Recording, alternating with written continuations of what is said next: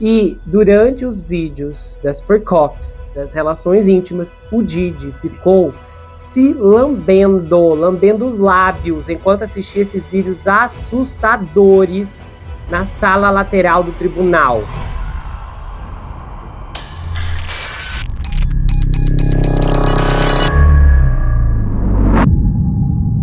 Olá pessoal, bem-vindos a esse canal. Eu sou Gustavo Negreiro, seu psicanalista favorito, e hoje estamos em mais uma atração do 24 Horas na Mira, a cobertura que eu tenho feito diária aqui do julgamento do Sean Diddy Combs.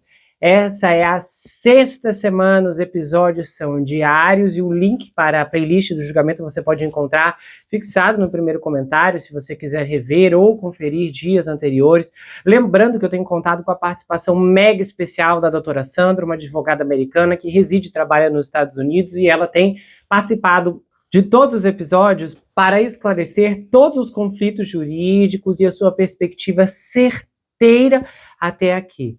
Esse caso tem sido uma montanha de reviravoltas e eu tenho me esforçado para destrinchar todos os detalhes dos bastidores, e isso não seria possível sem a ajuda da doutora Sandra. Então aqui você sempre vai ficar muito bem informado. Lembrando que eu produzo muito material de qualidade aqui no canal, peças investigativas, sagas, séries, minisséries.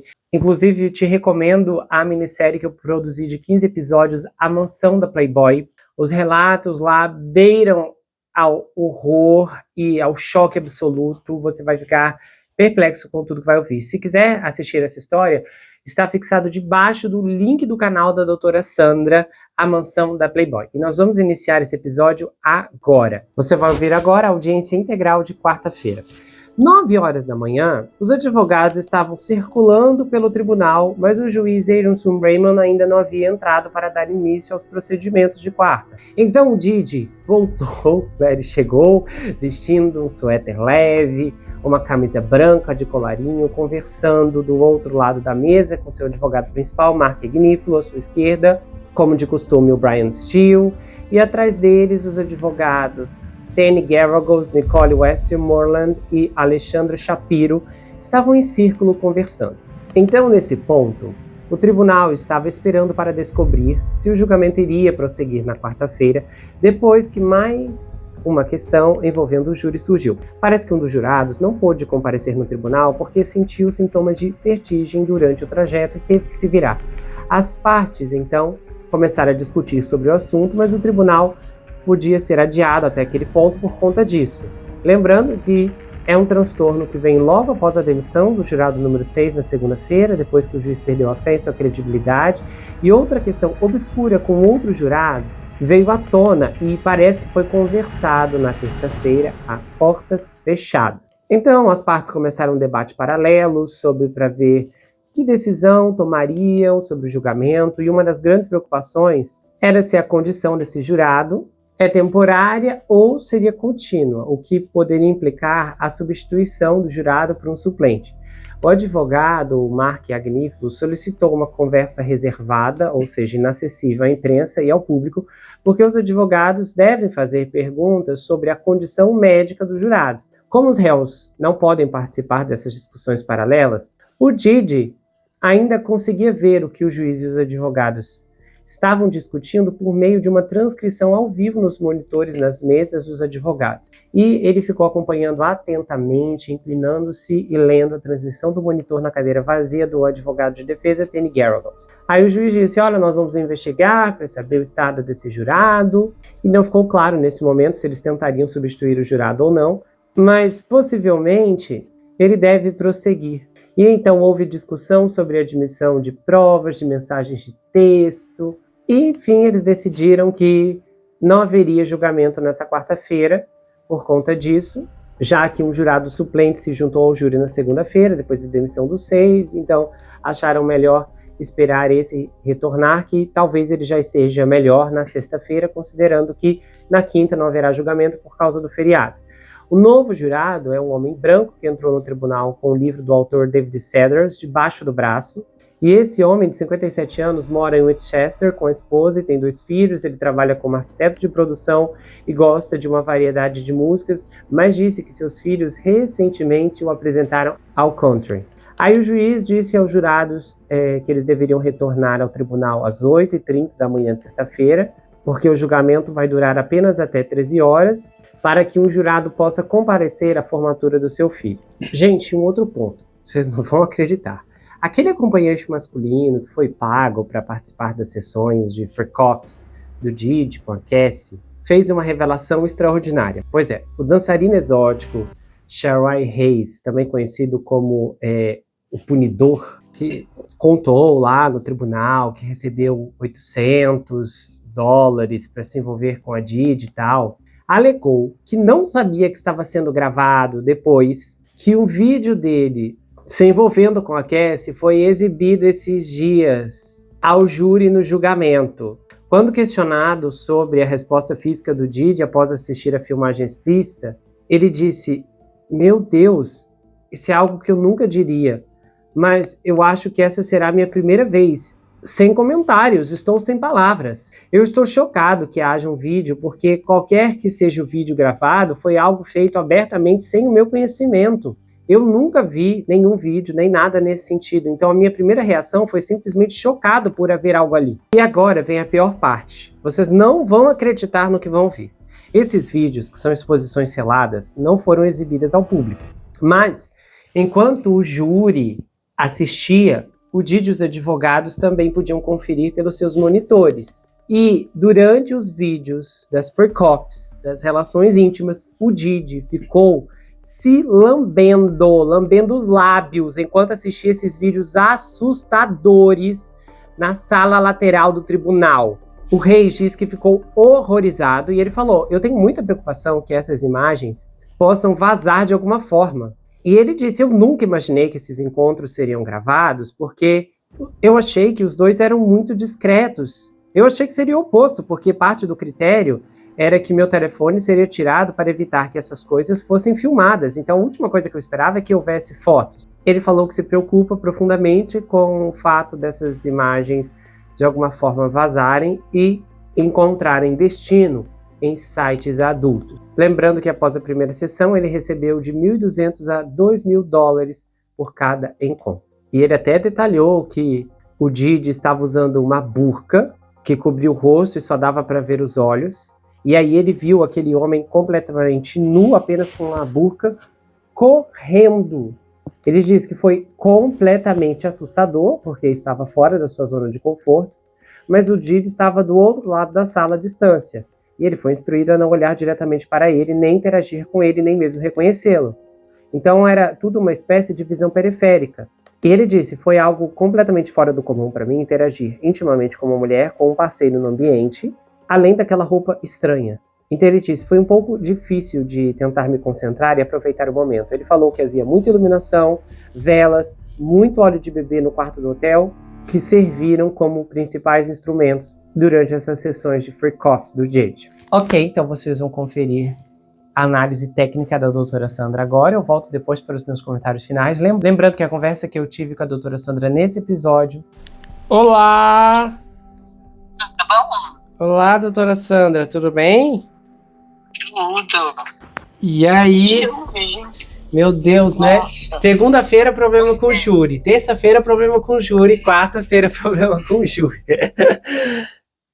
Pois é, a pessoa sentiu vertigem. E a senhora acredita que, para completar a semana do júri, sexta-feira o julgamento vai acabar mais cedo por causa de um jurado. Ficou sabendo? Não. Sim, formatura do filho. Eu não sabia. Meu Deus do céu. Cada um, né? Mas, pelo menos, deu pra gente dar uma pesquisada a mais e saber o que rolou dentro da corte nesses dias. Foi. Muitas coisas que estão sendo noticiadas por esses jornais, revista, mídia em geral, tem muita coisa que fica de fora, né? Então eu vou contar algumas coisas aqui que aconteceram. Eu já falei em outros vídeos, já posso falar aqui também. Tem essa pessoa, né, que é do canal Rotem Mango, ela e mais 4 assistentes, eles têm ido assistir o julgamento diariamente. Eu acho que ela tem a credencial para entrar como jornalista. Então, ela está lá todos os dias. E ela contou muitas coisas, em detalhes, expressões corporais, faciais. Então hoje eu vou dar um resumão de tudo, tá? Vou falar um pouquinho do que ela falou a respeito da Jane. Então vamos começar.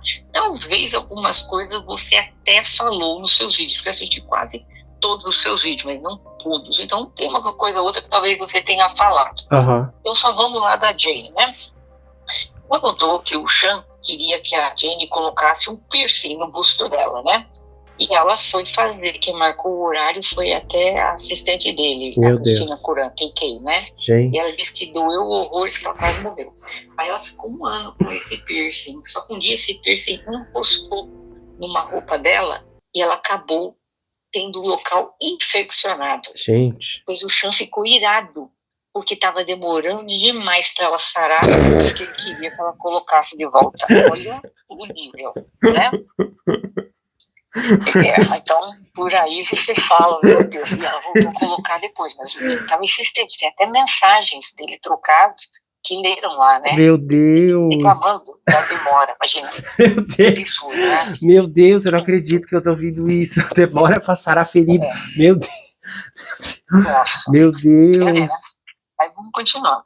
Aí tem umas coisas, umas baixarias aqui, gente, que eu vou às vezes estar usando outras palavras por só ouvir tumbar, né? Eu tô chocado. A Jane contou que um dia num hotel que ela foi, estava todo decorado, tudo arrumado, e ela lembra que foi o primeiro cara contratado para ter intimidade. Depois veio o segundo, e depois do segundo cara, ela se sentiu tão mal que ela correu pro banheiro e vomitou. Aí o Sean entrou no banheiro e ela falou para ele, abre aspas, eu disse ao Sean que tinha acabado de vomitar. E ele falou, isso é bom, agora você vai se sentir melhor depois de ter vomitado. Vamos, porque o terceiro cara já está aqui. Ai, meu Deus. Nossa. É brincadeira uma coisa dessa? Horrível, né? Nossa. Bom, aí disse que quando ela contou isso, a Jane começou a ficar muito emotiva, ela mal conseguia terminar de contar a história, ela chorava muito, e ela disse, eu odiei tanto aquilo, eu estava tão enojada, eu senti repulsa, eu estava brava comigo mesma por ter feito aquilo, eu me arrependi profundamente. E ela disse que se sentiu absolutamente horrível depois disso. E ela chorava, ela soluçava tanto, que ela contou que os jurados estavam não olhando para ela diretamente, mas eles estavam com a cabeça assim de lado. Peraí, doutora Sandra, repete, por favor. Tem o seu minuto, chora. Não foi uma coisa de desdém, doutora Sandra, de raiva. Oi, repete um pouco o que a senhora falou, porque do nada o áudio da senhora foi transferido para os meus fones. Aí eu voltei agora. Ok. Onde que eu parei? Era quando os jurados, que a senhora vai falar o que os jurados... que os jurados, ela disse que os jurados, porque ela falou assim que essa moça soluçava tanto, que ela descreveu o som como animalístico. Ela falou que era uma coisa que ela estava tentando se controlar, Jane, mas ela não conseguia. Gente. Só que ela viu que os jurados não olhavam para ela, nem com raiva, nem com nojo, nem com desdém, como com respeito. Ela falou que eles viraram, quase todo estava com a cabeça meio baixa, enquanto ela chorava muito. Ela falou que passou uma sensação como se eles estivessem falando, vai minha filha, chora, esse momento é seu. Porque sentiu como se fosse um momento de respeito pela dor dela. Porque ela disse assim, vocês acreditam que eu nunca na minha vida escutei algo daquele tipo? Então, foi muito intenso, né? Nossa. Bom, a Jane contou que os freak-off durava de 24 a 36 horas. Só que um deles durou 3 dias e meio. Gente. Agora, gente, os detalhes. Não podia parar para descansar um minuto. Ficava acordada a noite inteira, tomando muitas substâncias ilícitas, café, milkshake. Gente. O Sean fazia ela ficar na mesma posição, fazendo coisas íntimas desses homens por horas e horas. Gente. E ela tinha que usar aquela sandália alta que aquelas meninas que dançam em clubes assim, né? Aquela sandália gigante por horas e não podia tirar. Ela disse que ela tentava ficar em pé, mas que algumas vezes ela caiu por causa da quantidade de óleo de bebê e aquele salto. Ela levou uns tombos lá dentro. Ela disse que chegavam a usar 2 dúzias de olhos de bebê. Nossa. Olha isso. 2 dúzias, gente, pelo amor de Deus. E ela com aquele salto daquele tamanho. Não podia parar. E ele acordadésimo, tomando todas as substâncias ilícitas, né? Nossa. E aí, ela chorou também. Aí, o pior, gente, vou tentar aqui minimizar. Ela disse que quando ela tinha intimidade com esses homens, os cães exigiam, né, que todo o fluido corporal masculino desses homens caísse no próprio corpo dela, né?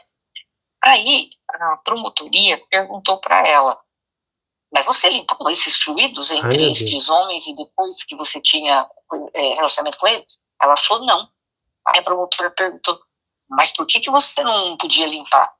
Ela disse, porque o Sean queria que essas coisas ficassem nos nossos corpos. Ai, meu Deus. Mas ela falou com asco, assim, né?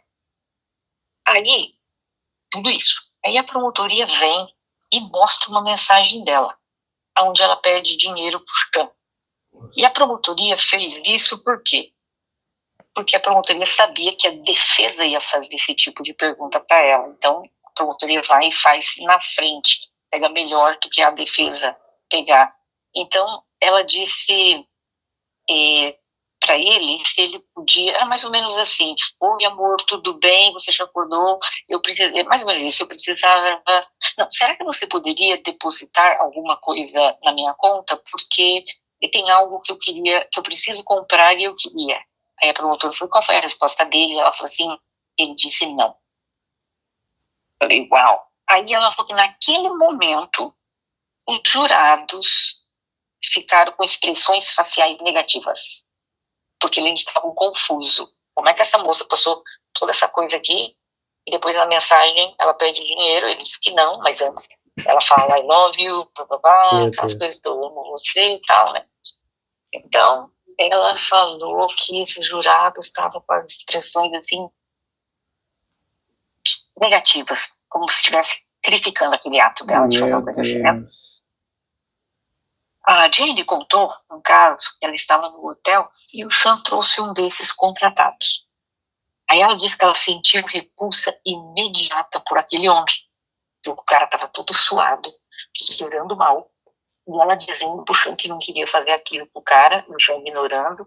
Ela disse que ela tentou fazer de tudo, mas sentia repulsa e ela não estava conseguindo se engajar ali no ato. É que vocês me entendem, né? Gente. Aí o Sean se levanta, vai lá na frente do homem e começa a ter intimidade com a Jane. Aí ele termina, olha para ela e diz, agora vai, continua com ele. Meu Deus. Olha o nível. Gente, né? Que isso? Tipo, ela deixa eu mostrar aqui sua... Que isso? Tipo, olha como eu sou profissional. Meu Deus, que isso? Ela disse que ela tinha infecção urinária semanal. Ela falou exatamente o que a Cassie falou. Os antibióticos já nem faziam mais efeito. Nossa. Né? Aí tinha mensagem dela dizendo que ela estava exausta, que ela não aguentava mais. E no dia que ela mandou uma mensagem falando isso, ele disse, abre aspas, você não está ficando cansada, né? Vamos terminar com força, vamos encerrar isso em grande estilo. Ele ignorava o pedido dela para parar. Meu Deus. Terrível, né? Aí, eu vou ler aqui umas mensagens pequenas, porque eu acho que quase ninguém passou isso, né? Mas vamos lá. O Sean queria que ela ligasse para ele. Ele estava ligando para ela, ela não atendia. Aí, essa aqui é a mensagem dela para ele. Para que você quer me... Para você me pedir para ir até aí? Para eu te colocar na cama, porque você estava festejando com outra garota na noite anterior? Pedir massagem no seu pé e dormir até o dia seguinte para levar outra garota para o encontro? Ou me chamar para ir aí porque você quer uma fuga da realidade ou devassidão? Me manter acordada por 3 dias seguidos e depois mandar milhares de rosas, carros, joias, viagem para a ilha e noites de encontro com outra pessoa? E me deixar, e depois me deixar para limpar minha casa e me recuperar sozinha? Porque ela tinha que limpar os olhos todos, né, quando fazia na casa dela. Eu tô usada por você. Você me machuca, você me faz mal, eu preciso me afastar de você, porque você passou dos limites. Você quer que eu te ligue para quê?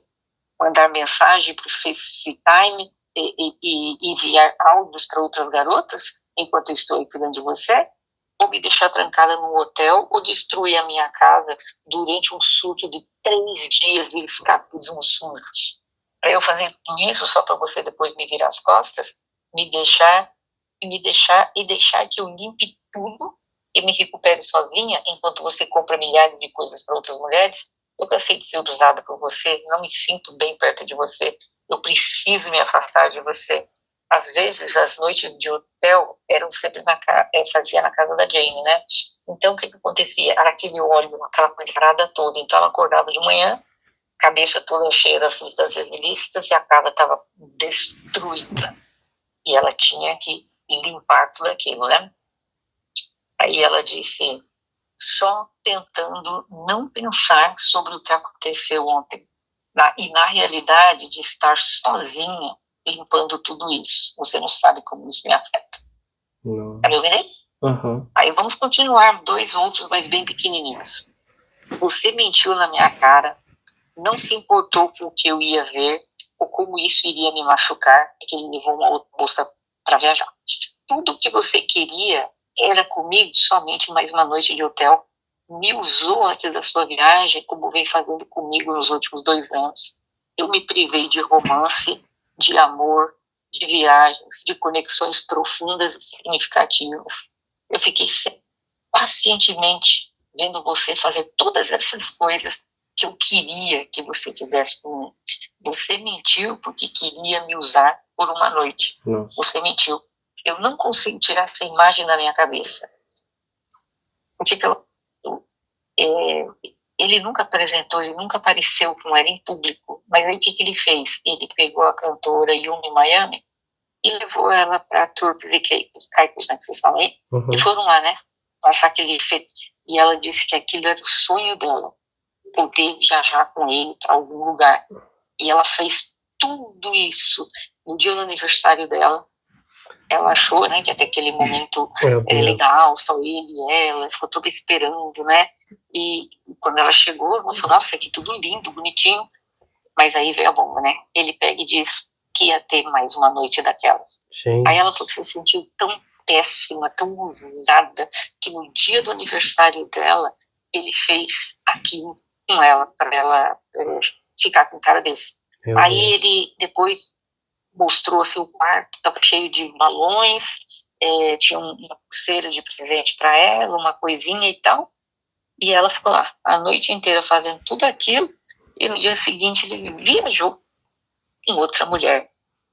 Meu Deus. E aí ela falou todas essas coisas aqui, né? Por isso que ela falou, você mentiu na minha cara e tal, né? E outra coisa, mensagem dela. 2 meses antes que a Cassie tivesse dado entrada na justiça contra o Jean, ela mandou uma mensagem assim, porque queria vê-la. Por mais que eu queira te ver, eu não quero ir aí e ser tratada como uma qualquer num quarto de hotel pela milionésima vez. Eu não quero ir para Nova York só para ser tratada assim, como essa mulher descartável. Nossa. Por mais que eu queira te ver, eu sei exatamente o que você quer de mim. E isso não me faz bem. Você tem outras mulheres disponíveis que estão dispostas a fazer isso, mas não eu. Então, você vê aqui tanta coisa. E essa moça hoje tocou num ponto que eu já tinha pensado. Sabe esses líderes de seita? Uhum. Líderes de seita. A limpeza que eles fazem, né? Faz a cabeça da pessoa, uma lavagem cerebral. E eu lembrei de um caso que eu havia feito no Canadá, que o cara da seita disse para as pessoas que tinham que cortar determinadas partes dos corpos delas. Eu lembro. Tem alguns anos esse caso, né? Sim, eu lembro. Elas cortaram. E aí você pensa, como é que alguém corta o próprio corpo? Não um partinho não, gente, é amputamento, uma parte do corpo. Foi. E as pessoas faziam. E você fala, mas como que fazia? que o cara era líder de uma seita. E hoje ela falou uma coisa que eu já tinha pensado nisso. O Sean é exatamente o que parece. O líder de uma seita. Que o que ele disser para fazer, essas pessoas não pensam duas vezes. Elas vão fazer. Hoje, quando eu vi essas mensagens, eu vi essa baixaria toda aqui, que tem muita coisa disso que não publicou, né? Eu acho que... Não, porque muita coisa os jornais disseram que não podiam publicar, porque eram jornais públicos. Pois é, e aí você vê essa coisa aqui, é uma depravação. Meu Deus. E aí, hoje, eu sou obrigada a mudar minha opinião de vez a respeito dela. Porque eu comecei a lembrar exatamente como é que funciona quando você está dentro de uma seita. Tem pessoas que abandonam a família, tem gente que larga os filhos para trás, tem gente que amputa parte do corpo. Ou seja, você faz coisas que saem do nosso entendimento humano. Como que alguém faz isso? E eu acho que era isso que o Sean fazia, não só com essa moça, fez com todas, porque se você prestar atenção, ele tem padrão de quem é líder de seita. Você viu que ele repete a mesma coisa com as mesmas pessoas? O líder de seita, ele não muda. Eles são estáticos no que eles acreditam, né? Eles ficam, às vezes, mais loucos, mas eles não retroagem. Por exemplo, a Cassie tinha que usar esmalte branco. Essa moça tinha que ser rosinha bem clarinho, mas já indo pro branco. A Cassie diz que o cabelo dela tinha que estar sempre preso num coque, quando ela fosse ter intimidade com ele. Essa jovem também falou, o cabelo dela tinha que ser sempre preso num coque. Você vê que ele emprega as mesmas coisas que ele empregava na Cassie, ele empregava com essa, empregava, sabe Deus, mais com quantas outras. E aí, mais do que nunca, você vê que o único dia que ele disse que ele ficaria com ela, teria uma noite de romance. E o que era a noite de romance? Assistir os vídeos. Não tinha os caras lá, mas nós dois vamos passar a noite assistindo os vídeos que ele gravou dela. Isso era coisa romântica que ele oferecia para ela. Então você vê que por aqui, como ela falou, não tem levar pro jantar, não tem nada, não tem passeio, não tem nada. Meu Deus. E hoje, vendo essas mensagens, eu vejo o quanto ela queria que ele fizesse com ela essas coisas, como ele fez. Ele foi no dia que ele recebeu um dos awards lá, ele tava, acho que também com a Yuma Miami, que ele tá todo vestido de preto, e ela também, os dois numa escada elegante. E essas pessoas com quem ele, vamos dizer, tem um relacionamento aparentemente normal, certamente ele não enfia essas pessoas nesses freak-offs. Essas meninas estão escolhidas e separadas da vida dele normal. Ele tem uma vida normal lá fora, que ele sai com uma mulher, ele não faz essa depravação com essas moças. Só que aí tem aquele outro lado, essas moças. Aí eu lembro de um caso de uma seita que eu fiz da Inglaterra, que o cara manteve dentro de uma casa por mais de 25 anos, num grupo acho que de 8 ou 9 pessoas. Eles não viram a luz do dia. Meu Deus. Eles acreditaram em tudo que o cara falou. Gente, era coisa de outro planeta. Achar que lá fora era o mundo que estava tudo para eliminar as pessoas, que se colocasse, abrisse a porta, colocasse o pé lá fora, essa pessoa iria morrer. Eles acreditaram em tudo isso. Você acredita? Deus. E aí você pensa, hoje eu comecei a pensar, o Tom é líder de seita. Ele é a seita Sean Combs. Que no fundo depois a gente cai para da lei, que obviamente não é a respeito disso, mas é o enterprising, é a rede que ele faz. Só que as pessoas estão vendo de forma jurídica. É a rede. Para mim, é a seita agora. Tem muita coisa ainda que eu vou voltar a contar, não agora, a respeito disso. Nós vamos evoluir aqui um pouco, tem muita coisa para contar, né? Vamos deixamos a Dani para trás. Uma coisa que aconteceu, não, só um pouquinho da Jane. A Mia, quando ela depois, havia sorrisos sarcásticos do júri quando a Mia contava. E isso não ocorreu no caso da Jane. Que às vezes que a Jane chorava, ela disse que parecia ser um grito de dor. E os jurados, novamente, desviavam o olhar, não por nojo, mas em sinal de respeito, como se quisesse que ela tivesse aquele momento de privacidade, que ela precisava chorar. Então não tinha ninguém olhando para a cara dela assim, sabe? Estava todo mundo consternado. E ela falou que ela não viu esses sorrisos sarcásticos com a Jane, de forma alguma, dando a impressão que o depoimento da Jane foi mais até poderoso, vamos dizer assim, do que o da Mia. Engraçado, né? Nossa. Bom, pois é. Agora vamos um pouquinho falar dos jurados e dos Sean Combs dentro da corte. Eu estou horrorizada. Primeiro, ela disse que os jurados, no segundo dia do depoimento da Jane, eles pareciam já desengajados, ou seja, não estavam envolvidos. E isso era ainda o segundo dia. Eles não estavam mais tomando nota, pareciam cansados, alguns com a mão na testa. Tinha uma pessoa lá que ficava o tempo todo com a mão quase que cobrindo os olhos quando estava ouvindo as coisas. Sabe? Fica a mão na testa, mas cobrindo, né? Uhum.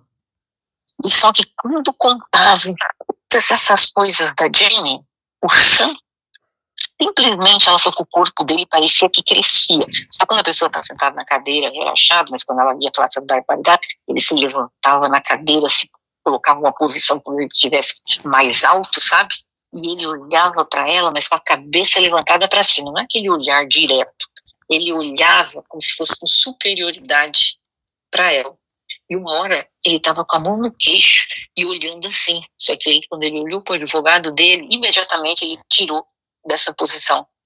Ela ainda falou assim, até parece aquele pai que pega o filho fazendo uma coisa que não deve, só com o olhar a pessoa já se liga e muda. Uhum. Porque ele estava com um jeito de austeridade, de sabe assim, sou superior, estou te olhando aqui de cima.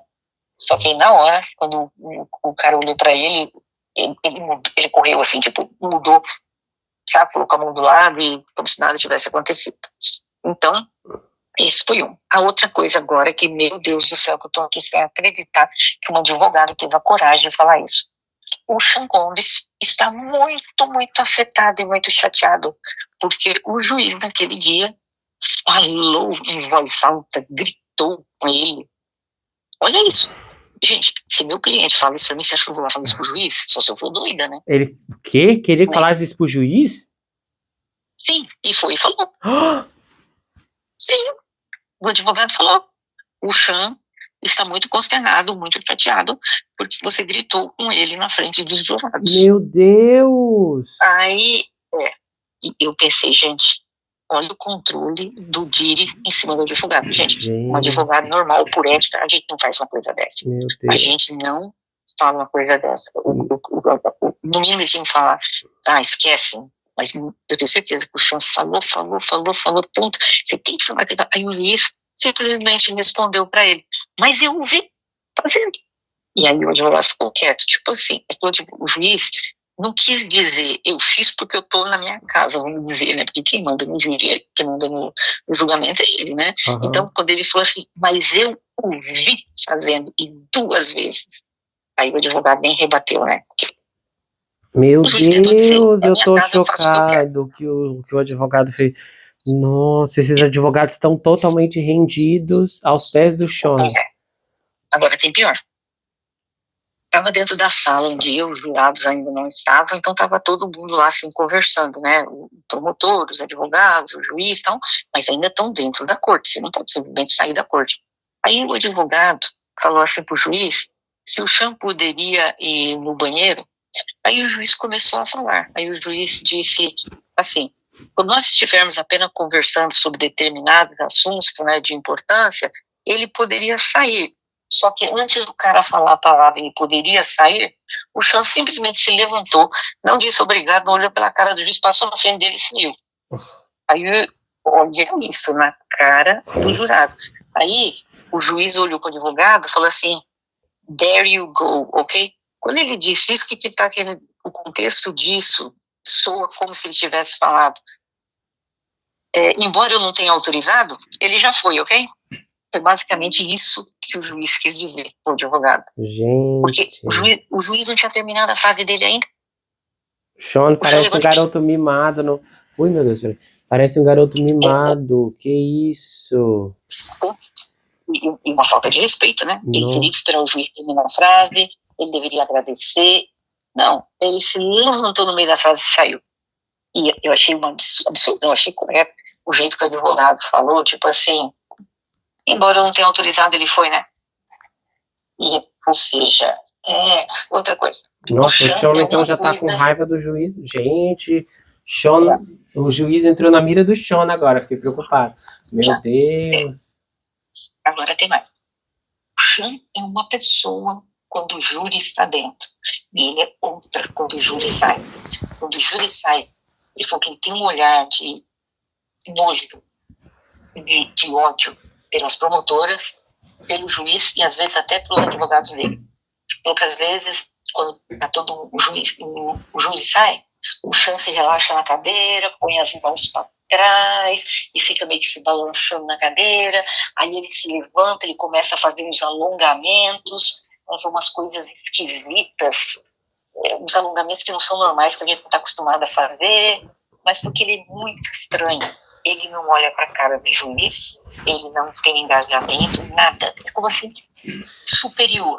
Tipo, uma falta de respeito. Tipo assim, vocês não existem para mim, porque desse jeito que ele trata. Aí outra coisa, o juiz estava conversando com o advogado e dizendo assim, que às vezes o advogado pode fazer objeção em alguma pergunta, né? Aí o juiz falou, se alguma pergunta que eu fizer houver objeção e vocês acharem que queira que eu coloque na pauta, vocês me avisam. Aí o Sean começa a acenar pro juiz assim com a mão, como se estivesse acenando com a mão. Assim, sim, vamos fazer isso. Aí todo mundo ficou olhando pra cara do Sean e falou, o que é isso? Por que ele está interagindo com o juiz? Não pode. E isso tem que ser o advogado dele. Ele não está fazendo a defesa dele sozinho. Ele se referiu ao juiz daquele jeito. Ou seja, é a falta de respeito que ele tem com a autoridade do juiz, porque nós temos que ter esse respeito dentro da corte, né? A forma como ele trata o juiz, falou assim, que outra coisa. De vez em quando, a promotoria faz alguma coisa errada e o juiz chama atenção. Dizer que quando o juiz chama atenção na hora, o Sean lança aquele olhar maléfico, tipo assim, viu? Você se ferrou. Meu Deus. Ela detesta a Kobe, né? A procuradora fala como ele detesta o jeito que ele olha para ela quando ela tá falando alguma coisa, como se estivesse com muita raiva dela. Meu Deus. Deixa eu ver mais. O negócio tá feio lá. O que mais que nós temos? Outra coisa. Os advogados dele, o tempo inteiro, é como se ele estivesse dando ordens para eles. E tem que fazer isso, ele gesticula muito com as mãos. Mas ele não parece que ele está conversando com os advogados dele. Como se ele estivesse dando uma ordem. Eu quero que os advogados fiquem escrevendo o que ele está falando, sabe? Que é um absurdo, né? Não, tudo bem, que você, como réu, você pode fazer uma coisa dessa, né? Mas dizem que quando os jurados voltam, ele já na cadeira, ele fica assim sentado mais baixinho, assim, fica olhando com aquele ar de peninha. Ele é uma coisa com o júri dentro e ele é outra coisa quando o júri sai. Aí eu fiquei também pensando, né? Ele tem tanta certeza, mas tanta certeza que ele vai sair livre, que ele está tratando o juiz como um lixo. Mas mal sabia, não, ele sabe. A vida dele, depois que o júri condenar, está nas mãos desse juiz. O juiz pode mandar ele de 15 anos ou pode mandar ele pro resto da vida na prisão. E ele claramente tem essa falta de decoro dentro da corte, que é uma coisa que não pode, sabe? Ele não respeita a autoridade, né? Ele não respeita ninguém. Meu Deus. Não, de ninguém. E principalmente um homem ainda dando ordens para ele. Agora, gente, eu achei um absurdo. O advogado ir lá, o juiz, o senhor ficou muito chateado, porque, assim, humilhado, porque gritou com ele. gritou com ele na frente do júri. Meu Deus. Porque gritou com ele. Ele não admite que ninguém levante a voz para ele. Esse homem, acho que ele nunca ouviu ninguém levantar a voz para ele nesses últimos 40 anos da vida dele. E dentro da corte, ainda na frente dos outros, o juiz falou duro com ele. Nossa, ele se doeu. Nossa, faz sentido ele se doer mesmo. Nossa. Não é? Gente, mas o advogado... Gente, esses advogados estão se humilhando muito. Então nossa. É muita batalha, né? Falar uma coisa dessa, nossa. Ele podia falar com que cara, né? O Mark é Ignífulo daquela idade, meu pai. Eu até vi uma foto dele esses dias. Gente, que isso? O Sean parece aquele menino mimado de 12, 13 anos que faz birra e o pai vai e tem que fazer o que ele quer. Foi exatamente essa cena que eu vi. Patética, o Agnieszka indo lá, falando pro juiz. Gente, é um horror. Uma casa. É assim, algo horrível que tá acontecendo lá dentro. Pois é. O Mark Ignífulo é um senhor já. A senhora já viu a foto dele? Já. Nossa. Gente, imagina um homem dessa idade sendo humilhado pelo Didi. Gente. Pois é. Essas coisas que eu contei, você já sabia? Já tinha saído ou não? Porque, como eu te falei, não, é só... Não, isso eu tô impressionado que isso não saiu nas transcrições. A única coisa que é da Jane, que a senhora falou que eu reconheci parcialmente e que eu trouxe aqui, foi... Ai, meu Deus, me deu um branco. Dos fluidos corporais. Não, isso não, mas tinha alguma coisa dos fluidos corporais, mas não era isso. Tinha uma outra coisa depois dos fluidos corporais. Meu Deus, eu vi alguns que você fez, mas não lembro de cabeça agora. Teve uma coisa só que parcialmente eu lembro que saiu assim em 2 linhas. Mas o restante não. Nossa, eu tô chocado como isso ninguém divulgou isso que ele pediu, que ele falou isso pro juiz, meu Deus. Então, é muita coisa que tá acontecendo lá dentro e ele tem certeza. Agora, uma coisa é certa, né? O juiz já percebeu que o Sean não tem respeito por ninguém, né? O juiz já viu cantou a bola. A forma como o juiz... na hora que ele falou pra ela, there you go, tipo, a gente sempre usa esse termo, que é bem sarcástico, que é no sentido, tipo, eu fazer, eu não tinha nem autorizado ainda, já foi. Isso é considerado uma falta de respeito com o juiz, entendeu? Você não pode fazer uma coisa dessa. Meu Deus. Pois é. Agora tem uma coisa que eu lembrei, isso dele, da senhora falando dele se levantando e esticando o braço, não sei o quê. O pessoal lá da Nancy Grace disse que parecia que ele estava fazendo isso para afrontar o juiz. Que ele ficou com um comportamento assim mais solto no tribunal desde o dia dessa chamada de atenção. Ela disse que ele faz uma posição muito estranha quando ele está em pé. Ele coloca as mãos no próprio peito e estica assim as mãos para trás, sabe? Meu Deus. Ela falou, é como se a pessoa estivesse se espreguiçando, só que ele está se espreguiçando em pé. Exatamente essa coisa. Ela falou, é uma coisa inconfortável de ficar vendo, porque não é uma coisinha que a gente costuma ficar fazendo em público, né? Todo se esticando lá. Nossa. E essa coisa dele de ficar com a cabeça para trás, jogado na cadeira, isso que ele tem, e quando a Jane estava falando, ela nunca cruzou o olhar com ele. A Jane não olhou para ele 1 minuto sequer. Não olhou. E ele ficava lá, com aquele olhar de superioridade, olhando ela para cima. Ela falou que às vezes ele olhava pro Júlio bem rapidamente, mas tipo assim, como se nada disso está acontecendo, né? Não aconteceu, tá exagerando. O olhar dele, gente, esse homem tá... A mãe dele, a louca da velha de óculos, fica lá, quando tá com os óculos escuros dentro da sala, e quando ela não está de óculos, ela está com os olhos fechados e com a cabeça para trás. Eu pensei, tá dormindo, né?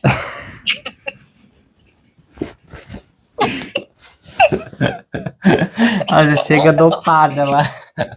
Só assim pra suportar tudo isso. Meu Deus. Os filhos dele nem foram hoje, né? Acho que... Eu não cheguei a ver. Bom, essa é a parte 1. Nós vamos ter daqui a alguns dias ainda a parte 2, porque ela vai na corte todo dia, ela tem 4 assistentes. Então tá todo mundo tomando nota o dia inteiro, né? Nossa. E ela mostra os transcritos da corte, né? Ela tá falando. Então tudo isso que eu tô lendo para vocês, eu peguei do transcrito da corte. Ela mostra, na hora que ela tá lendo, ela fica passando na tela, e eu fui olhar. A corte pode, você tem um limite que você pode pegar por dia, você paga alguma coisa, ou te libera no mesmo dia o transcrito inteiro do negócio. Então, por isso que na hora que ela tá falando, ela fica assim, metade da tela com ela, e na outra metade ela fica passando o transcrito da corte. Então, as coisas que eu tô falando, tudo aqui, que eu li, eu peguei pelo transcrito da corte. Nossa. Interessante, né? Interessante. Sim, sim. Olha então, só. Isso hoje foi o dia. Só pra gente saber como é que tá acontecendo lá dentro, né? Como é que é o julgamento. É interessante ver uma pessoa com a perspectiva de fora. E eu achei estranho, e ela mesma ainda falou, né? Essa moça jovem, assim, a gente que trabalha com true crime, já ouviu de tudo, essa aqui ouviu de tudo, mas ela falou que ela se sentiu, como é que eu diria, emocionada, tocada, quando a Jane falava. Ah, é? Ela falou que ela falou que tinha uma jurada que algumas pessoas diziam que ela estava chorando, mas outros jurados disseram que não, que ela estava com alergia. Então ela falou que isso ficou difícil de saber. Mas claramente a mulher estava lá com um lenço, alguma coisa, mas ela falou que ela sentiu como se a pessoa estava chorando. Já algumas pessoas depois lá dentro, os jornalistas, estavam dizendo, não, acho que ela está com alergia. Não sabemos. Nossa, e ela tá indo todo dia no julgamento? Desde o dia que começou, não ficou um dia feliz. Nossa, e por que ela só tá produzindo um vídeo por semana? Mas aí porque tá, ela junta tudo e faz um vídeo de 3 horas. Hoje eu passei 2 horas e meia assistindo o vídeo dela. Pra caramba, é longo, né? Então, tinha outra coisa que a senhora falou também, que o pessoal lá do Popcorn descobriu. Qual? A senhora me falou de manhã que o pessoal do Pop contou um negócio lá? A gente nem lembra. Mas deixa eu só falar uma coisa, voltar aqui um minutinho. Você sabe esse cara que vai vir pro chão, que ele já assinou a imunidade? O Paul.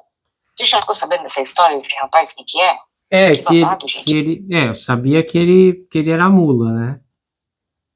De substâncias. Então, foi o seguinte, esse rapaz, ele é alto, né? Tem quase 2 metros. Ele jogou até basquete na época da faculdade e tal, de uma cidade pequena do interior, ninguém sabe, mas acabou caindo ali com o chão. O que ele fazia? Ele não só comprava as substâncias ilícitas, como ele também transportava. Tanto é que quando eles viajam, olha que absurdo, viagem nacional e internacional, quem ficava com os pacotes, as bolsinhas com as substâncias ilícitas, era esse rapaz.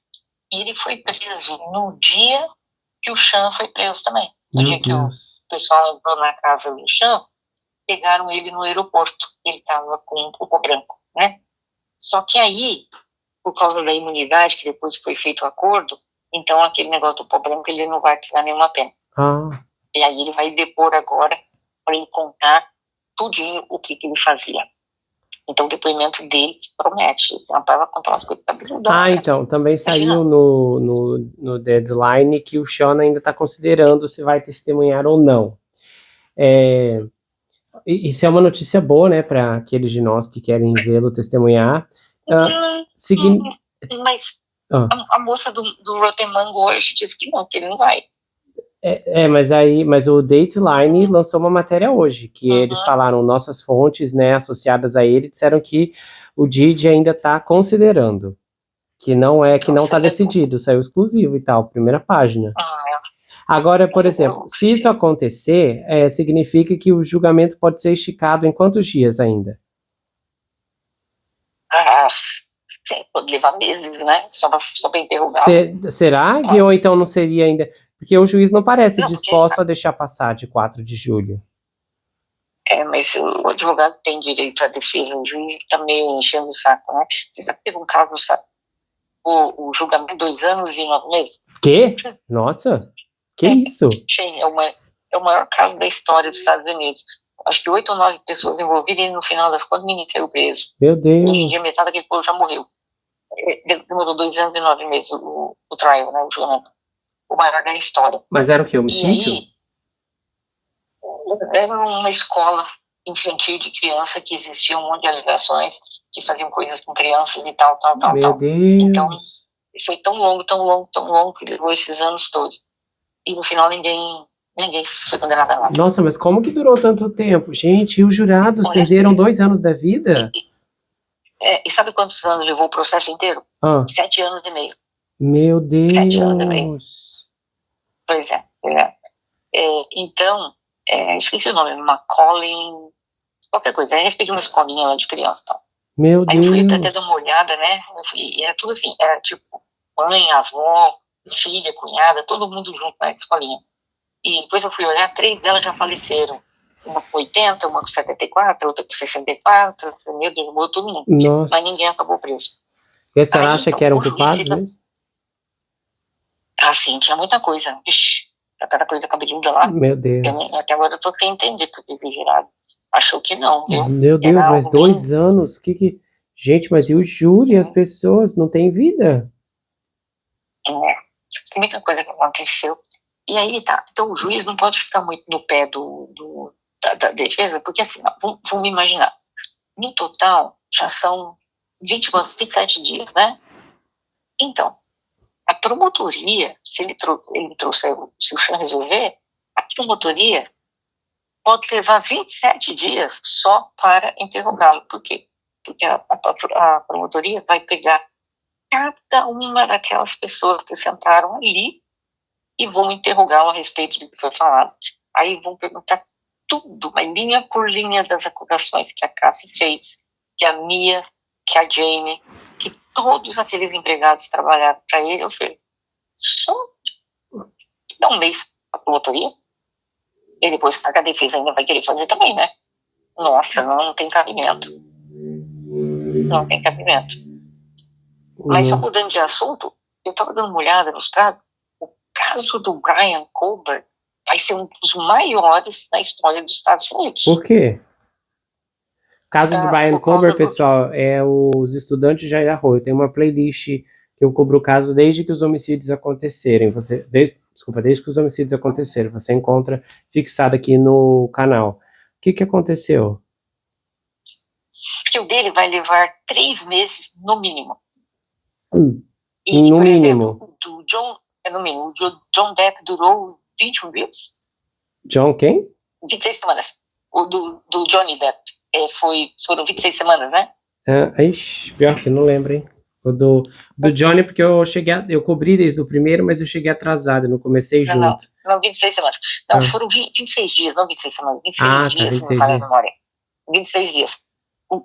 Eu tava olhando os antigos e falei, eu quero ver que caso que vai ser grandão. E aí eu não tava encontrando nada. Aí eu tava vendo, o do Cooper vai ser, no mínimo, 3 anos, ou 3 meses. Eu falei, nossa, pode ser até mais.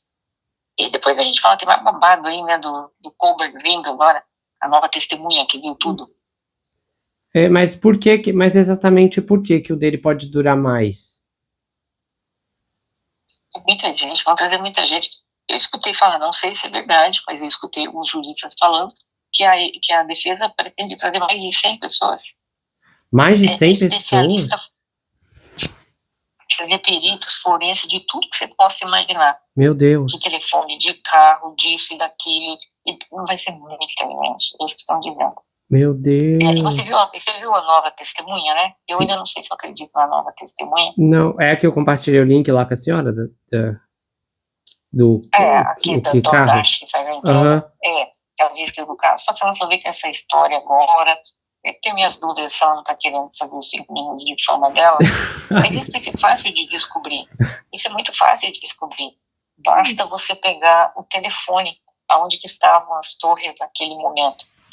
Ela disse que o carro dela foi estacionado do lado do carro dele. Se isso for verdade, a torre do telefone dela e a torre do telefone dele vai ser a mesma.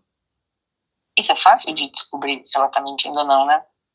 Mas a senhora acha mesmo que se o Brian, se a gente souber semana que vem que o Didi decidir testemunhar, esse julgamento, então, não vai acabar dia 4 de julho. Significa que a gente pode acabar cobrindo 2 julgamentos ao mesmo tempo?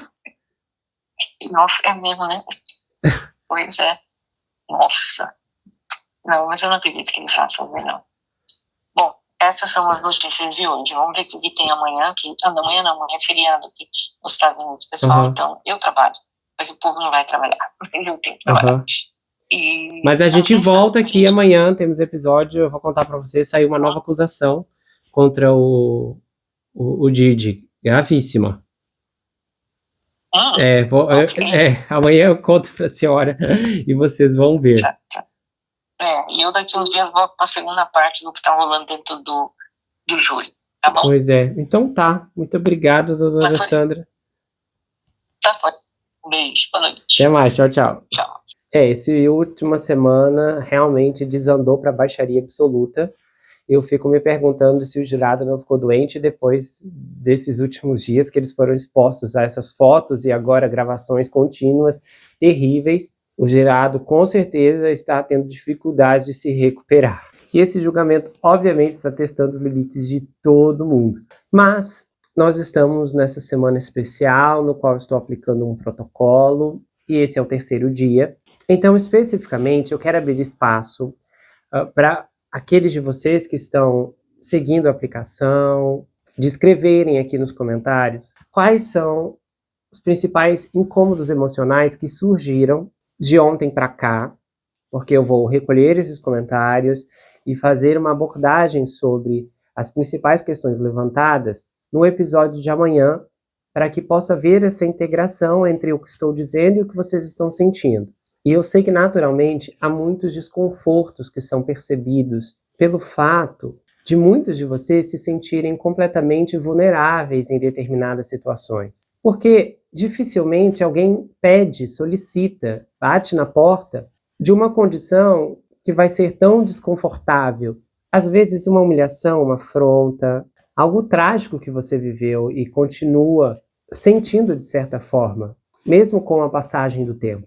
E uma grande questão que muitas pessoas constantemente magoadas levantam é a pergunta: por quê? Por que eu? Por que comigo? Por que assim? E essas perguntas dificilmente serão respondidas e mesmo quando são, não estão cobertas de explicações satisfatórias, porque as pessoas podem exercer muitas funções, e disfuncionais inclusive, por uma série de variáveis que não podemos controlar, como por exemplo, desejos, objetivos pessoais, uma vontade desconexa de descarregar no outro, de deslocar no outro algo que o indivíduo viveu em outro lugar. Muitas vezes as pessoas se sentem empoderadas quando vem alguém em uma condição inferior a dela, seja emocional, logisticamente falando, trabalho, e então notam nesse lugar, nessa regência, uma oportunidade de explorar, de pisar, de humilhar, porque muitas vezes isso as faz se sentir bem. Então eu quero que você levante os teus olhos nesse momento para verbalizar as principais perguntas que você tem às pessoas que você emitiu o perdão ontem. E eu quero que você tente checar agora quais dessas pessoas e circunstâncias ligadas a essas pessoas, lembrando que as demais, as que sobraram, ainda daremos continuidade, mas eu quero lidar bem com essa primeira etapa e para isso, nesse momento, eu preciso que você identifique dentro de você o que ainda te incomoda com o que você fez ontem. Eu estou aqui, nesse momento, sendo atencioso especificamente com os sobrantes, os detritos, os despojos. E você vai olhar para essas questões que sobraram, para as perguntas que restaram, e você vai dizer: eu quero ouvi-las. Então você vai verbalizar as dúvidas e as perguntas que você tem, seja para essas pessoas, para essas circunstâncias, para o lugar, o que for. Então você vai fechar os seus olhos, vai respirar, vai trancar o ar por alguns segundos, 4, você expira e então você vai fazer essa pergunta. E aí você pergunta, e aí você pergunta, e aí você pergunta. E eu quero que você se concentre no som da sua voz durante essas perguntas e então no som do ambiente em meio ao silêncio. Porque a voz do silêncio também pode trazer elucidações que estão além do seu entendimento, mas ainda possível dentro do seu alcance. Um alcance de compreensão que não se limita ao que você viveu, mas que pode liberar em você um verdadeiro sentido de desfecho para o que você viveu com essas pessoas mencionadas. E aí você vai contar para si mesmo agora, e eu quero que você primeiro ouça os seus pensamentos sobre essa história que você tem com essas pessoas, e tudo que eu estou dizendo agora é concernente às queixas remanescentes do processo de ontem, para que possamos concluí-las e então seguir em frente a partir de amanhã.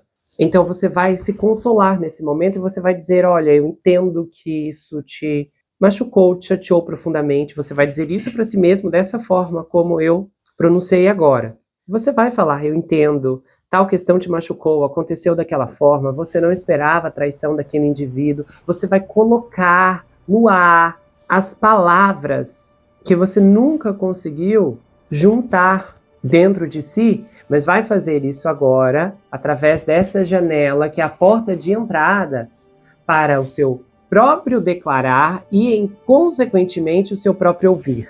Então você vai ouvir a história através de uma narração cognitiva, seus pensamentos, em seguida você vai verbalizar, vai soprar, juntar as palavras e agora você vai responder a pergunta que eu vou te fazer.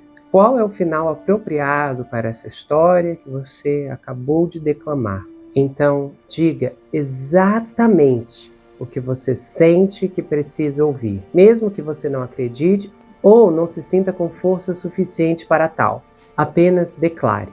O poder está nas suas palavras. Ok, então hoje estamos encerrando essa etapa. Amanhã você vai voltar aqui com a sua garrafa, com seus nomes separados. Se você caiu nesse vídeo de paraquedas, saiba que esse é um protocolo que eu comecei há 2 episódios desse julgamento. Então, é o episódio véspera do episódio anterior. Então, é o episódio retrasado. Então, eu espero você amanhã, 9 horas da manhã. E fique firme, porque vai valer a pena no final.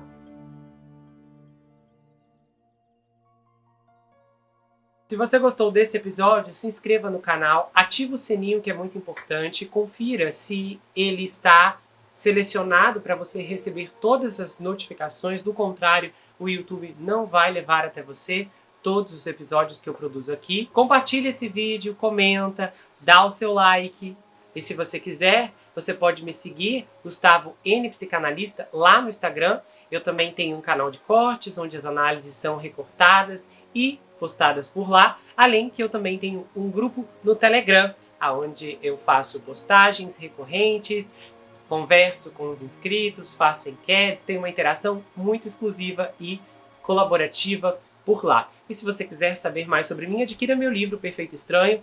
Esse é um suspense multifocal com uma abordagem inédita. O livro é escrito em formato roteiro, diferente de qualquer coisa que você já viu, e ele conta uma história extraordinária sobre o rapaz Jack Wilbur, que mora em uma mansão sozinho em Nova York. E ele começa a desconfiar que um terrível serial killer está escondido em sua própria casa. À medida que sua investigação avança, ele começa a analisar todos os aspectos geracionais de sua vida. As heranças financeiras, as heranças psicológicas, as heranças genéticas. E então, ele descobre que está preso em uma terrível maldição hereditária. Há uma reviravolta inacreditável no capítulo 10 que vai te deixar de queixo caído. O desconhecido está na sua casa, na sua vida, mas fora do seu reconhecimento. O livro vai autografado, se você quiser, é enviado para qualquer lugar do Brasil e quase qualquer lugar do mundo. Você pode adquirir pelo meu site, entrar em contato comigo pelo Instagram ou pelo Telegram. A gente se vê no próximo caso e não se esqueça que aqui você sempre vai ter uma amiga. Até mais, pessoal!